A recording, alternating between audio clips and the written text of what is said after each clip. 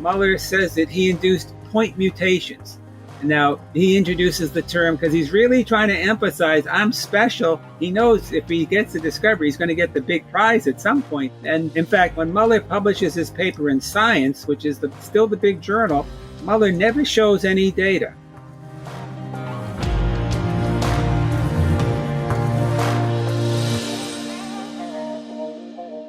Welcome to My Nuclear Life. I'm Shelley Lesher. Today we are discussing the linear non-threshold model of radiation, also known as the LNT, with Dr. Ed Calbrese, a professor of environmental health sciences at the University of Massachusetts Amherst. He has extensively researched a variety of areas in toxicology, risk assessment, environmental health, and hormesis, but our main interest is in dose response. Particularly the hubris of one man, Hermann Muller, and how decades after his work has been debunked, it continues to influence environmental and nuclear policy. You don't need to completely understand the LNT to understand the story that Ed tells. And Ed does know what he's talking about. He has written hundreds of peer-review papers on the subject.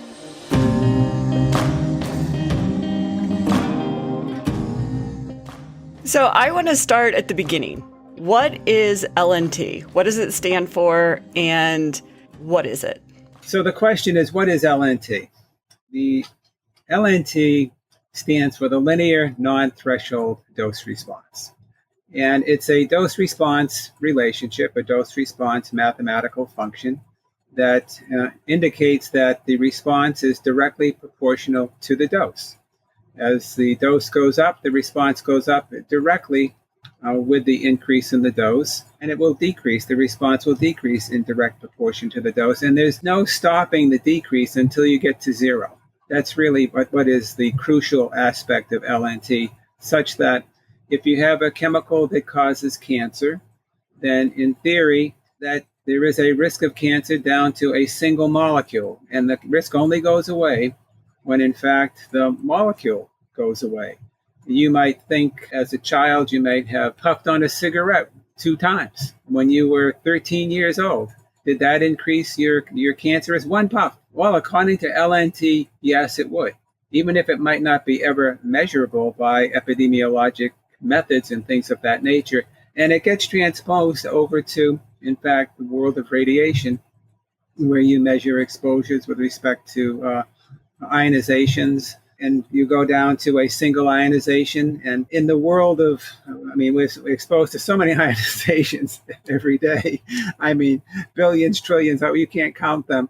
But in theory, and if you look at the original literature, people who were working in this area, they talk about going down to single ionizations, things of that nature, in a very hypothetical sort of a way that they couldn't. And they got into lots of discussions, debates, mathematical evaluations as to numbers of ionizations, cancers, and so forth. It's a bit like trying to figure out how many angels can fit in the head of a pin, that sort of thing. Very, very hypothetical, unresolvable, mathematical, and yet detached from the reality that we live in many ways. So is LNT, is this dose response, is this unique to radiation, or is it used in other fields as well, or in other situations? Well, it started with radiation, put it that way. And in fact, in the world of chemical toxicology, I'll say pharmacology, then chemical toxicology, they actually started with a threshold model. They believed that there were levels of exposure that were low enough so as to not evoke any biological response. That would kind of be lost in the background of just background living, background noise, as we might call it. And then when you go past a certain threshold, you generate either an adaptive response or a toxic response, but somehow you've agitated the cell to respond. It's tripped a wire. And most people who have consumed alcohol in their life, they've experienced feeling of a high, a lightheadedness. Well, if you've either consumed alcohol too quickly or too much of it. And so even the rules of the game, the driving and alcohol consumption game, it's really based on a threshold. And in my work, I deal with low doses, and I'd have to tell you that below the alcohol threshold for adversely affecting your driving, there's actually a stimulation in the capacity of the body to have improved perception, improved performance. This is not addressed within regulation.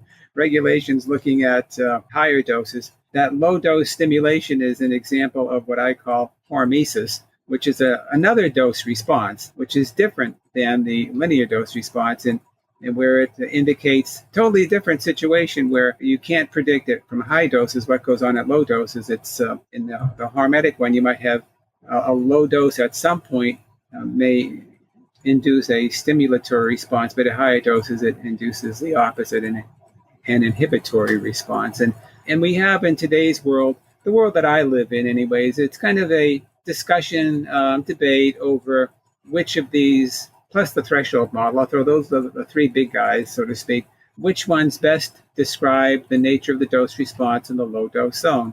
And just for the audience sake, I'm a strong proponent of the hormetic dose response and have been for an awful long time. I'd have to say that the last 12 years or so, I've other than the science of it all, I had to get into the history of it all. And I had to become like a historian. Well, and that's where our podcast comes in, right? So that's what we're interested in, is that intersection of history and science that I find extremely interesting because science doesn't live in a vacuum. No, I'd have to tell you that in the classroom, I'm not sure people who would agree with this, because I was always taught by people who stayed close to the book, and then the book was a straight line. This is how the science is, and man, that's how you learned it. In my classes, I totally changed over time, and I began to see science as biography. And it's really trying to study how ideas developed in these leaders and which ideas they had and how the ideas in their minds were competitive and struggled and why certain ideas rose to the top and others were put to the side. And I also came to the conclusion that sometimes these leading lights, they chose the wrong idea. And it was important to go back in and dig this out. And actually, that made it much more real and dynamic and at the same time messy, because what it does is it makes you question everything. And science is about questioning, and science is about looking back and making sure that we took the right turn. So let's go to one of these stories, and let's go to Hermann Muller in 1926, who claims that genetic mutation in fruit flies introduced by X-rays. And this is kind of the start of LNT. So why is this the start of LNT, and why is this an important discovery? Well, okay, it's an important discovery, but not really for risk assessment purposes. It was back in the day when Muller was, now about 26, he does his first big experiment and gets the first evidence, and he publishes his paper in Science in 1927. But Muller was on the hunt for mutation ever since he was a graduate student, starting around 1911 with his advisor at Columbia. They were interested in trying to come up with what was the underlying mechanism of biological evolution. This was really the big question. There was Darwin's Origin of the Species in 1859. There was Gregor Mendel's work that followed after that with distribution of chromosomes and genes through sexual reproduction. But they really didn't have understanding of novelty and how it was selected for and how it was mediated through genes and so forth. And so they were really looking to see, how did we get all this novelty here on Earth? It wasn't through sexual reproduction. We needed some other, sexual reproduction plays a role in this, but we needed a basis for mutation. They understood genes, and they were coming to understandings of how genes are aligned on chromosomes and the concept and everything. But they were trying to figure this out, and they had a serious problem. And the problem was they were working with fruit flies because they were a nice research vehicle. They could reproduce quickly, produce many. They had traits that could be followed, visual traits that could be followed. But the problem with the fruit fly and the problem with mutation and all what Muller was going through, and that is that he and others claim that in the course of the first, let's say decade or so of this serious research, they had looked at collectively maybe 20 to 25 million fruit flies, however they estimated that. How do you count 25 million fruit flies? Maybe it's like the fish story. I caught my fish, it's so big, that sort of thing. Gotcha. Okay. But So they knew that they had seen the many thousands and thousands and thousands, and they probably just aggregated it and were way off by. They could have been off by plus or minus 20 million. Who knows how much they were off by, right? But they knew they had looked at gigantic numbers of fruit flies. Put it that way, gigantic, and they repeat this 20 to 25 million, but they were very specific when they said, and all we have seen in these and over these years is because they documented these through publications was about 400 visual mutations. They knew, and they had tried to induce mutations in every which single way. I mean, they used radon, they used X-rays, they used the most toxic chemicals you could possibly use. They heated them up, they cooled them down, they did everything nasty to these fruit flies that you could possibly do. And actually, they were unable to induce mutation in any single experiment that they had. So what happened was they're scratching their heads as to, if we can't induce mutation and we are really trying to induce mutation, then how does nature induce mutation? I mean, we're here. We believe in evolution. How does it all work? So they're using all of this. They're using all this radiation to try to simulate evolution. Well, in a way, they try any which way that they can. It's really just as even a first start to see, well, we know that nature is working through these chromosomes, and we know that we have to, alter the gene, but we really can't alter that. We've tried, and we really can't alter the gene, but they all know that this is how it has to work. They just haven't figured out how to do it yet. And so, it's 1910, 1911, and Muller gets his PhD. He's here and there. It's now 1926, and there are different groups looking at it and trying to get to it. And one of their real problems was that they really couldn't figure out what was a real treatment effect versus what was normal variability. That was the big stumbling block. Well, I mean, 400 out of 26 million does not seem like a very large number at all. That seems like normal variation. That's right. And so Muller decided he was going to try, 15 years later, he came up with an idea, and he was going to try to make it simple, stupid.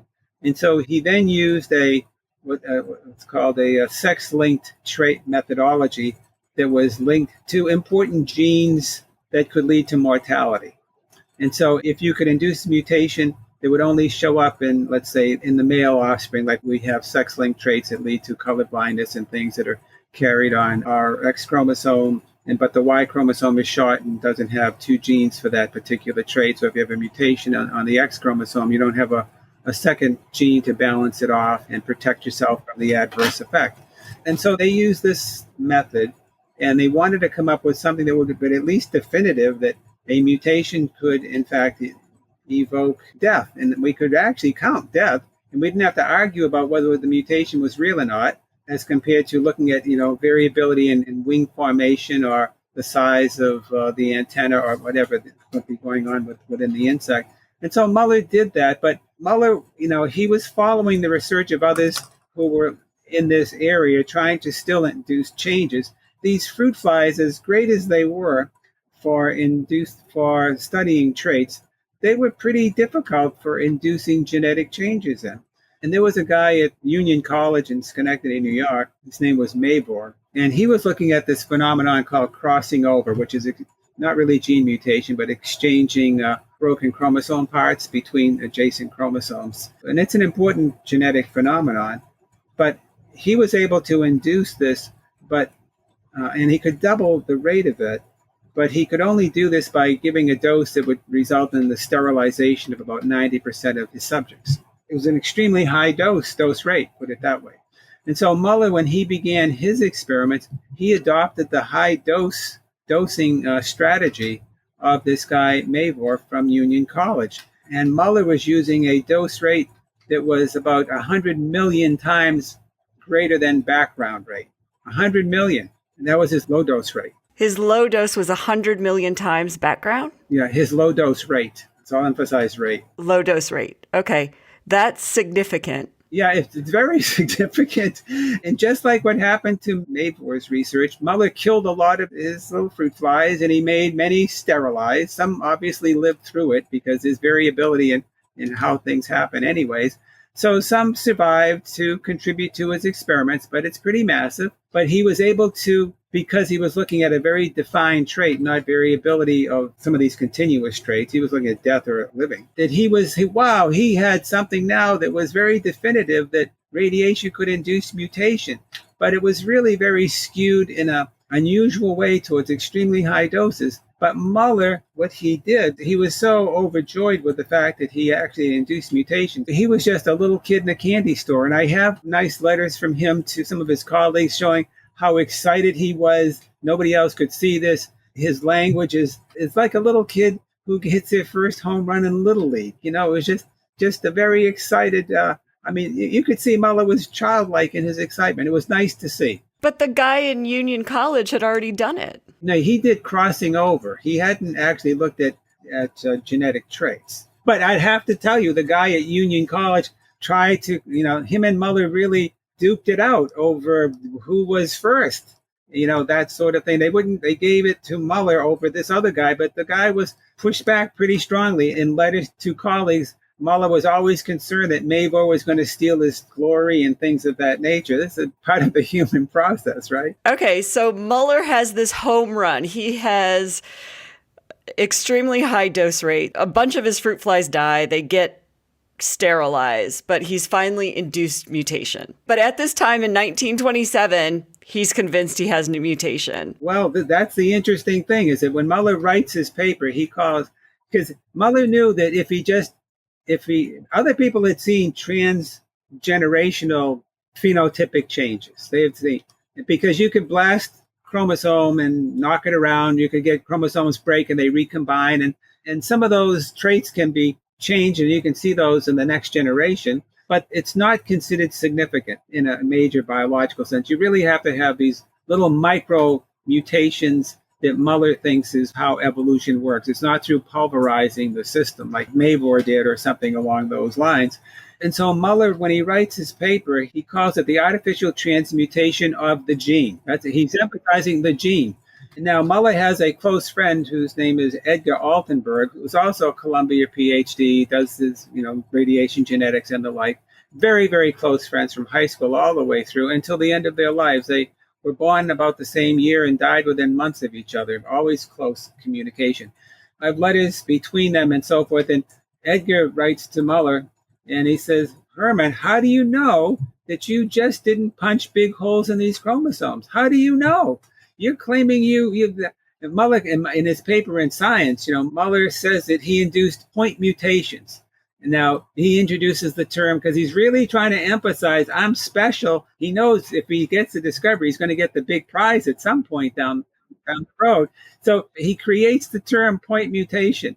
And so he said, how do you know you haven't confused a mechanism with an observation? So, in fact, when Muller publishes his paper in Science, which is still the big journal, Muller never shows any data. I mentioned earlier that I've been 0 for 70, maybe 77 in my attempts to get papers in Science.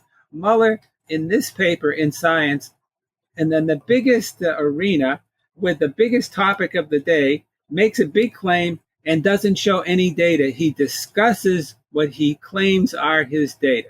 That doesn't make sense to me because big claims require big proof. Extraordinary claims require extraordinary evidence. And you're saying this is an extraordinary claim. So where's the extraordinary evidence? Well, that became an issue. And it's complicated because I've had this issue. How did Muller get his paper in Science without any data? With the biggest issue, how would somebody even permit this to take place? And did his data ever go through peer review? And how did it stack up?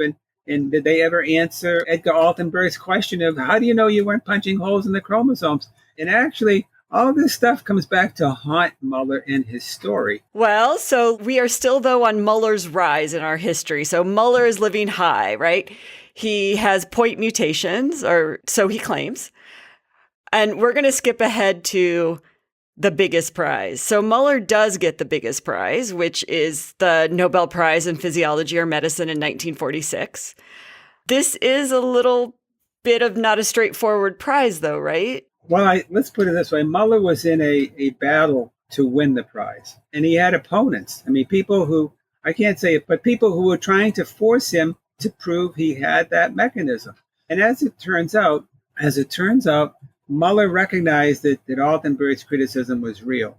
And Muller then went into a large-scale research effort to try to prove that, well, yes, I think that I induced gene mutation by trying to then show that the genes were intact and with the radiation he used. And he did this by attempted to do it by studying what he called reverse mutation, that you could take the gene for a red eye and mutate it, and you get a white eye. Then you could take that white eye and then mutate it back to the red eye, go back and forth. He could try to play this sort of a game experimentally. And he was really trying to say that radiation really doesn't destroy the gene. It keeps it intact. It just causes minor changes. And I can go back and forth this way. So he spent a lot of time trying to do this, and he was never successful in doing it. Others did the same thing and tried to in their own way, because this is a real problem. Probably about 12 or so research groups tried it. None of them came out to support Muller. Muller couldn't even really support Muller. And so by the mid-1930s, Muller was losing ground a lot. According to his biographer, he had come to seriously question whether he had ever induced these gene mutations. And at the same time, I'd have to tell you, when Muller made his presentation with his data at the Fifth International Radiation Genetics Congress over in Berlin in September of 1927, Muller presented his data, which were the data that we've talked about with the extremely high dose rates and so forth. But Muller's paper was never subjected to peer review. It was published in the conference proceedings. And so he avoided peer review at Science. He avoided peer review with the conference proceedings. He really wanted to be first, because being first meant everything. He made the claim. And he had people at the University of Missouri. Louis Statler was 3 months behind him. And in fact, Statler became the biggest pain for him, because what happened was that Statler had a woman working with him, Barbara McClintock, who was a radiation cytogeneticist, worked with plants. And she looked at Statler's work with corn, and he induced, quote unquote, mutations with high doses in corn. When she looked at his chromosomes with her newly improved cytogenetic staining that had not been applied to the fruit flies at all, but just to the corn, she could tell that Statler's so-called induced gene mutations were really, he was just knocking big holes in his chromosomes and they were recombining. And Statler said, oh my God, if that's happening to me, then that might explain Muller's data. That's actually what then led to about a 25-year squabble battle on a very high level between Statler and Muller. And Statler actually ends up winning. In the long run, Statler was able to show that Muller could not prove his case. Okay, so hold on. You're telling me that even back in the 20s, Muller knew that he was wrong. And everything in my field is based on a lie that Muller knew was wrong, but he wanted the prize. He perpetuated a lie so that he could get fame and glory. Or a delusion. One can look at it in many different ways. But even delusion, how can his fame and glory be based on something that wasn't peer reviewed? I have to tell you that because of that, I went back and I've done, I said, well, maybe there wasn't such a thing as peer review in 1926. There was peer review in 1926.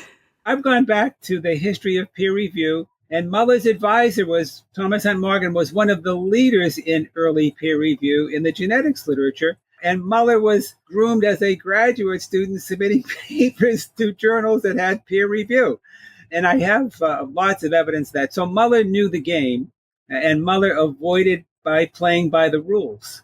And whereas others played by the rules. And I can also tell you that on two occasions, one was on this. 6 months before, there was a claim of genetic mutation induced in plants by radium by researchers from the New York area, published it in the Proceedings of the National Academy. They claimed gene mutation. Muller, of course, he cited no references, so he never acknowledged these people, ever. And Muller had an earlier situation with Kurt Stern, who was then in Germany, dealing with a very significant crossing over and positioning of gene finding. And Kurt Stern was the first to do this, and Muller kind of did it 3 years later and never cited Kurt Stern's from being first. Muller claimed to be first. Stern finally got courage and challenged Muller, and Muller 6 weeks later writes back to him very apologetically, and then he writes a correction, and Stern let it go away. Muller was a very self-serving individual, and he definitely needed the recognition, the prize. And I would have to tell the audience that, as you said, Muller gets his Nobel Prize 19 years later in 1946. In 1956, Muller actually acknowledges in writing that he did not induce gene mutation. What he was inducing were these large chromosome rearrangements and deletions. But, you don't give your Nobel Prize back. Well, and at that point, it's too late. The horses are out of the barn, right? Like, he can't stop it at that point. And Muller's former students and so forth, you'd think they'd have come to the defense of the old man, right? But they didn't. They said, well, actually, Statler was right. Statler was right and Muller was wrong. But Muller was still a great guy. He was a real smart guy. He was a genius in his own right. And it's kind of, they let go what the implications of all this happen to be. Because, and how it relates to the LNT is that we go back to 1927. Muller has his big paper in Science. And then he gets two students to try to do some dose response work. And the dose response work, well, I'm saying that, he was using 100 million times greater than background for dose rate. And he gets students that do about 4 or 5 doses, and they go down to about 30 million times higher dose rate. It's lower, but it's massive. And in these, one of the dissertations, it showed a nice linear dose response. And so Muller, in 1930, based upon this evolution question, plus these data, and that is that Muller was an evolutionist to the core, and Muller realized that the background doesn't induce many mutations. It just doesn't seem to do that.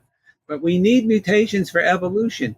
And so how is this going to take place? And so Muller, you needed this process. And so we knew that mutations did occur. They just didn't seem to occur very often. And so Muller came to the conclusion that the only way that evolution could take place is that any mutations that did occur could not be repaired. This is like the original sin of Muller, the original sin in the field, that Muller developed the assumption based upon this observation of very few visual mutations with respect to the 20 million, 30 million flies, he says. And so therefore, we have mutations, but those mutations are then subjected to natural selection. The ones that are positive are sustained and move forward. And that's how evolution works. But if we had a repair process to clean these up efficiently, there would be no such thing as evolution. Life would die out. And so that was his first big mistake. And that mistake drove the field. And then when these students did this work in 1927, Muller quickly jumped to the conclusion that the only way we could have evolution was that we had to have a linear dose response all the way down to a single ionization without any repair. And then when 1935, when the very first ever linear non-threshold single-hit model was created, which was mathematically based and the like, it had no repair component to it. And that model was the model that was passed on to the US EPA. When the EPA started in 1970, but they developed their cancer risk assessments around 1975, 1976. And it was really adopting this flawed view of Hermann Muller that was passed on over the years directly right to them. And it was applied to chemicals because the thinking at the time was, the mechanism is mediated directly through mutation. And since mutations occur in radiation as well as chemical carcinogens, then we can apply LNT to both domains. And that's why LNT is applied, equally, you might say, to the chemical carcinogen and ionizing radiation domain. And in fact, we know that there is a mechanism in the human body that cells repair when they're exposed to radiation. Yeah, and we wouldn't be here today if it hadn't evolved, put it that way.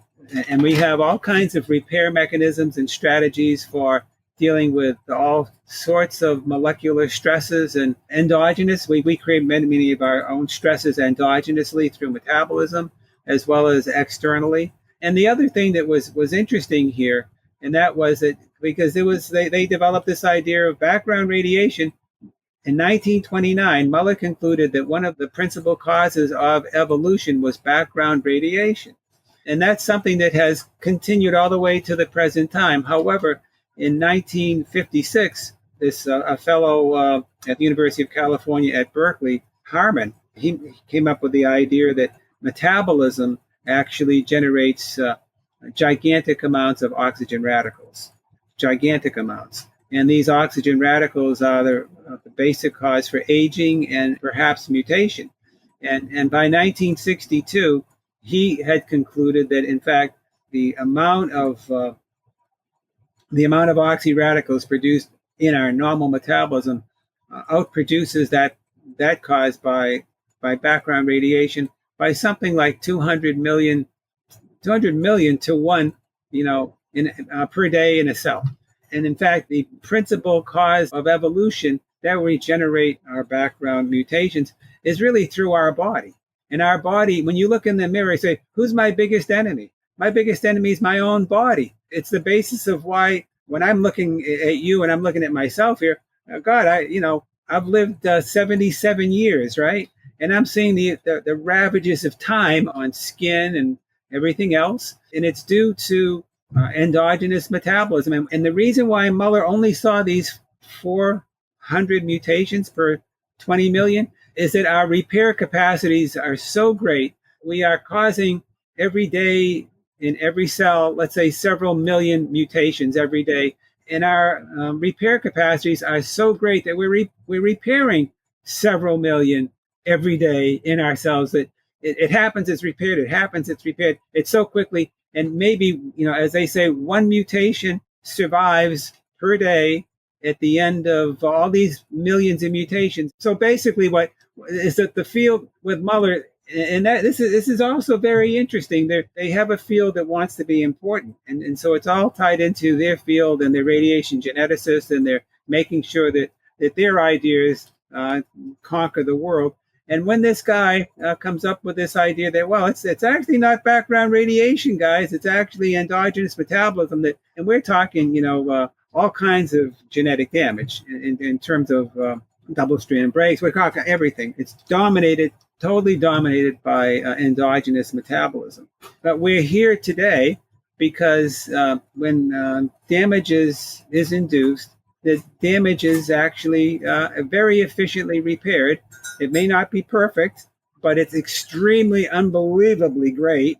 And, just getting 999, 90 out of a million correct. And actually even more than that, systems are really, highly, highly selected for so that we can actually live. But that's not a good story. This is the 1950s. The bombing of Hiroshima and Nagasaki wasn't too far in the past. We're looking at all the survivors. And so just politically, this isn't a nice story to tell. This isn't a nice story to say, oh, humans can survive radiation. It's not as bad as you think. This is interesting because after the dropping of the bomb, the government of Japan and the United States, working through the National Academy of Sciences, set up these big studies, gigantic studies, lifespan studies, genetic studies, all kinds of other studies, thousands of individuals working on these, still working on them, by the way. And in 1946, this professor from Michigan, James Neal, gets in charge of the birth defects component study. And he's got a PhD in radiation from University of Rochester, where the Manhattan Project radiation studies were done. And is an MD as well. He's a young guy, but he's well trained. He undertakes this study. And so for the first 10 years, they're trying to accumulate lots of data. In 1956, they have the big summary. And to the shock of everybody, he shows that there was no treatment effect that they could measure with 75,000 offspring over 10 years. And so what happened is that they wrote 350-page big summary report. The National Academy has created a big committee called the Biological Effects of Atomic Radiation Committee in 1955-56 to recommend to the country how do we deal with radiation going forward. this genetics panel is a unique panel, and they're looking at it. And Neil's on the panel, and he attempts to give his report to the panel to evaluate. He sent it to Muller in advance. As it turns out, Muller stood up at this first meeting, and he said that these negative findings were an illusion and that they should not evaluate this paper. And Muller was like the big dog in the room. I mean, he's got a Nobel Prize. He's a very domineering person. He very insulting person, actually, in many ways. And they did not evaluate. This National Academy Committee. They decided not to evaluate 10 years of human data. 10 years of human data, and they relied upon fruit flies to guide the national policy. I mean, that is shocking because even today, people cite what happened to the survivors in Japan and how many birth defects and genetic mutations there were, when in fact the original report does not bear that out. They're referring to fruit fly studies. I have to tell you that this study by James Neal that Muller would not let, the group did not review, that study has continued all the way to the present time. And every interim 3 or 4 years, they update what they found. And the last updating, they have never found any significant increase in mutational occurrences, birth defects, and so forth in the offspring of the survivors that were exposed. And I'd have to tell you, over the time, there's been this massive explosion in terms of genetic mechanisms and biomarkers and whatever you want to call them. And in using all the latest and greatest and most sophisticated, and maybe we can come up with more sensitive measures of mutational damage. With all these new developments, they have not found any significant increase. I would like to ask, though, in this study, there was an increase. Was there an increase in cancer and deaths of the people who were directly exposed to radiation? Yes, there were. Okay, but not the offspring. The offspring, they were studying for genetic effects. And the lifespan study, they're studying it, people who were exposed and studying them their whole life. Now, the first cancers that really came to be were the leukemias. And then after that, then other cancers tended to show up. And it's also interesting, this really drove a lot of concerns because they showed various increases in leukemia. And this was highlighted in papers in the journal Science and elsewhere. You've hit close to home because I use the Bear Report in my classes. And I guess it's my own fault, blindly trust the Bear Report because it's a National Academies report. It's a group of highly esteemed scientists that have looked through all the data and have put it all together. But now you're telling me it's based on a lie. It's based on a lie, and it's based upon, and the lies go deeper. There are so many different lies that go on all throughout this process. There's a never-ending string of lies. Goes right, the entire Manhattan Project data was similar. I feel so naive now. I mean, you've kind of just I'm speechless. It actually gets, the more you look, the worse it gets. This Muller, after he was bombarded by all the criticism with this reverse mutation that didn't work, he tried to reinvent himself with looking at total dose versus dose rate in a dissertation over in Edinburgh. And he tried to use this to support his position. And, again, Muller doesn't publish in the peer review. He publishes a paper in a proceedings that's not peer reviewed. I get the dissertation. I get the comments from the graduate committee and letters between Muller and his graduates when it's saved and so forth. And one of the interesting things is that they were using radium, and radium releases gamma rays. And they have their control group and their treatment group. Let's put it this way. I know in the Manhattan Project, when you have the control and the treatment group together in your incubators, you have to put a lead shield in between so the gamma rays that pass through don't hit the control group. And they try to estimate the control group exposures and so forth.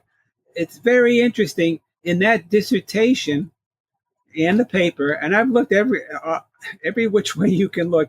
They never mentioned where the incubators were with respect to each other. They never mentioned if they had lead shielding, if in fact they were right next to each other, which is probably what it could have been. In the control group in this Edinburgh study, from my calculation, even with 99% efficiency, if you had a lead shield, the control group would have been exposed to 24 rats. I mean, it was a massively high dose. It wasn't even reported at all. I discovered this, 70 years later, and the field doesn't even bother to have ever looked at it before. This is sloppy science. All around, it's sloppy science.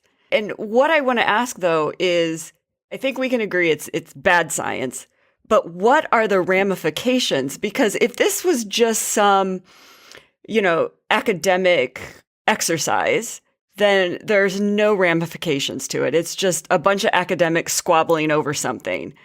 But this matters. Explain to us why it matters. Like, how is this impacting us as the general public? Well, why it matters to me in my job is I've done a lot with, let's say, the U.S. EPA over the years. My whole career is tied into government regulation, drinking water standards, air quality standards, occupational standards, you name it, and cleanup standards, for waste sites and things of that nature, and many other things, actually. The biggest issue is really the nature of carcinogens and how they work. And it's the most expensive, and we tend to deal with risks that are very low risks. And this is driven by modeling. It's driven by this LNT model that Muller really formulated back in 1930 and working with people in 1935 and passed it on. And that became the driver. And what that really does is that it's estimating to people what they think the risks are, and therefore that gets fit into a risk management plan and how much money you'll allocate for cleaning up different sites or making standards more strict because you want to achieve safety. What these standards are doing, in my opinion, is that they're overestimating the risks by many orders of magnitude. And therefore that gets translated into gigantic amounts of money that's spent, but also money that should be spent on other matters. If you're going to be spending the same amount of money within society, you might want to spend it on something that's real rather than something that's ephemeral. And this plays out in lawsuits and other things. You have these cases that are, people think that they are based upon the linear modeling, that there's a cancer risk at such and such an exposure.